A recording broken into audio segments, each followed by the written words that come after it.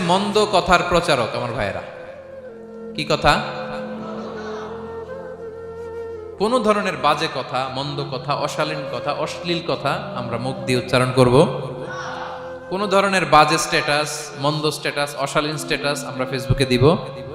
কারো এরকম অশালীন স্ট্যাটাস শেয়ার দিব? নেভার, কখনো দিব না।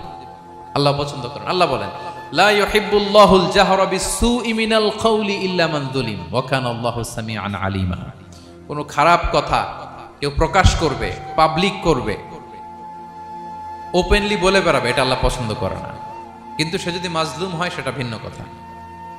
কোন ধরনের অশ্লীল কথা, অশালীন কথা মুমিনের মুখ দিয়ে বেরোতে পারে। রাসূল সাল্লাল্লাহু আলাইহি ওয়াসাল্লামের ব্যাপারে দেখেন, আনাস রাদিয়াল্লাহু কি বলেন, তিনি বলেন, লাম ইয়াকুনিন নবিয়্যু সাল্লাল্লাহু আলাইহি ওয়াসাল্লাম সাব্বাবান, বিষ্ণু সাল্লাল্লাহু আলাইহি ওয়াসাল্লাম মুখ দিয়ে কোনোদিন কাউরে বকা দেয় নাই, গালি দেয় নাই। ওয়ালা ফাহাশান, আমার নবী কখনো তার জবান মোবারক দিয়ে অশালীন কথা বলেন নাই। ওয়ালা লাআনান, কাউকে লানত তিনি করেন নাই। সুবহানাল্লাহ পড়েন। তো সেই নবীর উম্মত হয়ে আমরা কোনো খারাপ কথা বলবো?